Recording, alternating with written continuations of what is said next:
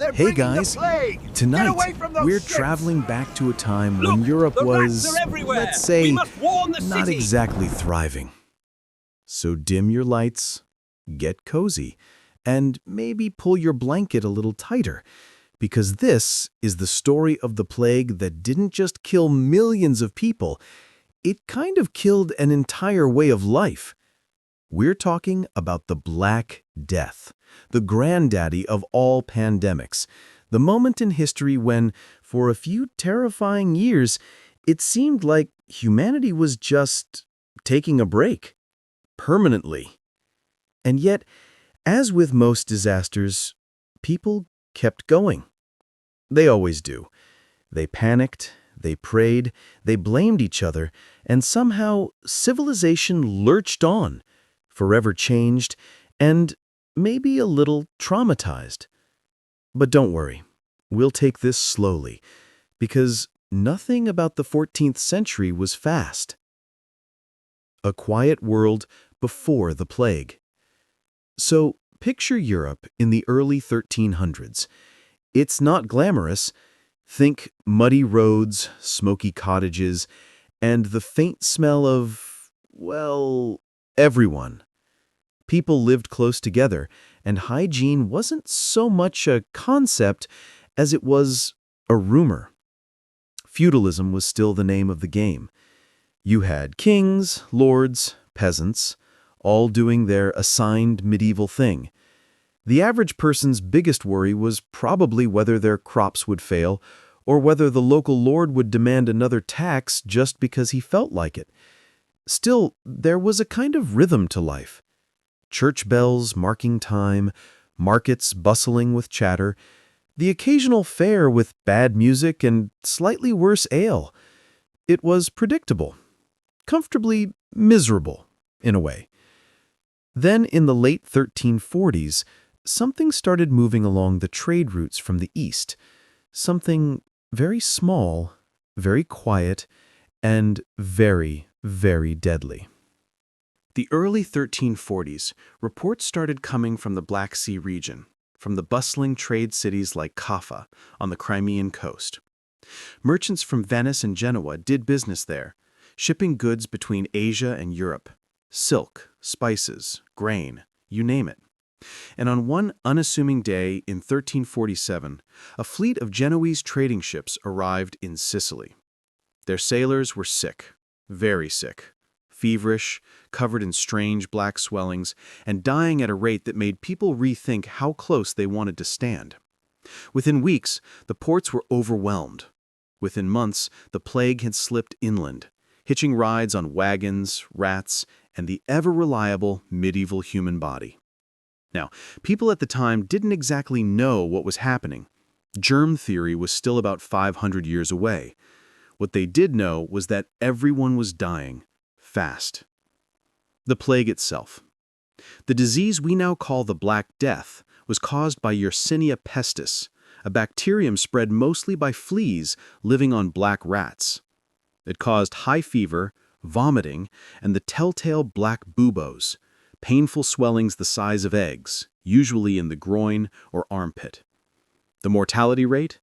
Somewhere between 30 and 60%. In other words, flip a coin. And while modern medicine can treat it easily with antibiotics, back then, people's best medical advice included things like avoid bad smells or bleed yourself until you feel better. Spoiler, it didn't help. But to be fair, doctors didn't have much to work with.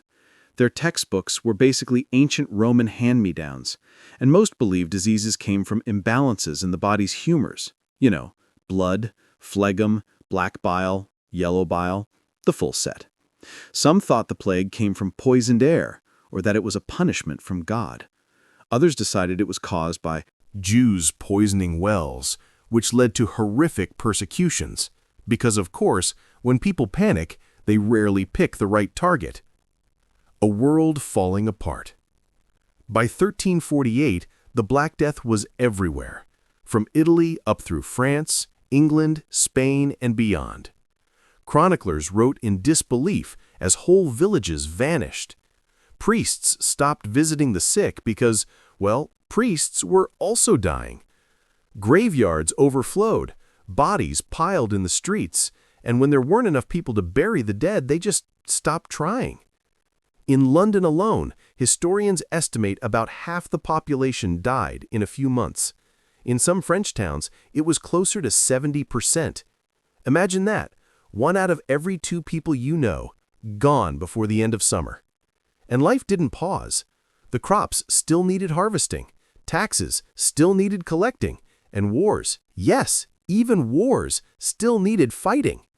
England and France were in the middle of the 100 Years' War, and both sides just sort of kept going. Because apparently the apocalypse wasn't a good enough reason to call a timeout. Medieval coping mechanisms. So, how did people cope with this? Not well, but creatively. Some believe the plague was divine punishment for sin, so they joined groups of flagellants, religious fanatics, who wandered from town to town, whipping themselves in public, hoping God might notice their effort and go easy on them. Others just threw massive parties. If you're gonna die anyway, might as well enjoy it, right? Chroniclers describe drunken feasts, abandoned vows, and plenty of "we'll repent tomorrow" energy. Meanwhile, city leaders tried to impose quarantines. The word itself comes from the Italian 40 giorni, meaning 40 days. Ships arriving in Venice had to wait offshore for 40 days before docking. It didn't stop the plague, but it was a start towards something resembling public health policy. The death of feudalism, sort of. Now, the weird thing about the Black Death is that after it finally passed, Europe didn't collapse completely. It changed. Before the plague, there were too many peasants and not enough land. After the plague, there was suddenly a lot of empty farmland. Survivors realized they could demand better wages or move to better conditions. Lords, desperate for workers, had to bargain instead of just ordering people around. It didn't exactly end feudalism overnight, but it cracked the foundations pretty badly. For peasants, this was, weirdly, the best thing that ever happened to them. Terrible circumstances, yes, but suddenly labor had value. Social mobility inched upward. And eventually, this shift helped lay the groundwork for the Renaissance and the early modern world. So in a grim, ironic way, death gave birth to progress. Humanity's most traumatic disaster ended up being its most productive reset button. Reflections in art and religion. Of course, the survivors didn't exactly come out cheerful. The late 14th and 15th centuries were filled with art obsessed with death. Skeletons, skulls, dancing corpses. The famous danse macabre motif reminded people that death didn't discriminate. Kings, popes, peasants, all equal when the music stopped. Religious faith was shaken too. If God allowed this much suffering, maybe he wasn't listening, or maybe he was angry, or maybe, as some quietly began to suspect, he wasn't controlling everything after all. That small crack in religious certainty eventually widened.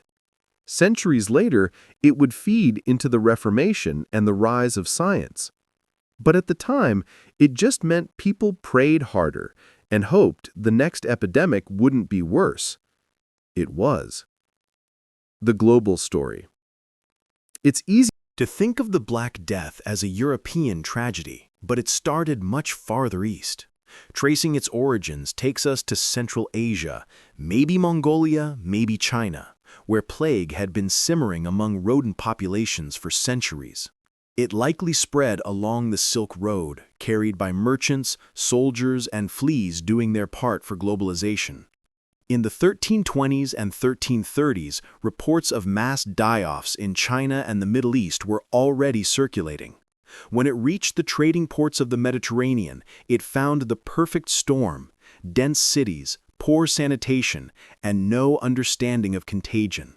So while Europe was the most famous victim, the pandemic's reach was truly global. It hit the Middle East hard, wiping out scholars, soldiers, and artisans.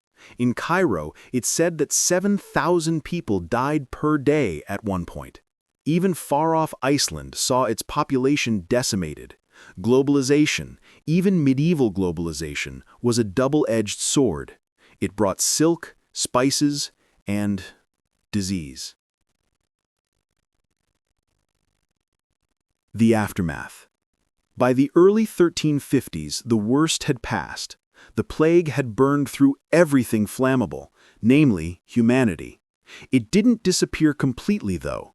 Outbreaks kept returning every few decades, each time a little less severe, a little more survivable. The total death toll? Maybe 75 to 200 million people worldwide, which, considering the world population at the time, was something like 1 in every 3 humans on the planet. Europe's population didn't recover to pre-plague levels for nearly 200 years. Whole villages were abandoned, fields turned to forest, and records of once busy towns became ghost stories. And yet, somehow, people rebuilt. Slowly.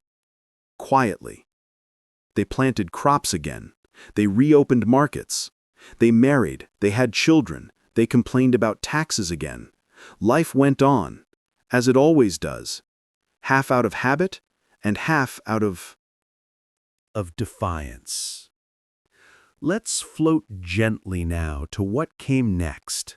The long echo of the plague, the strange new world it left behind, and the generations that grew up in its shadow.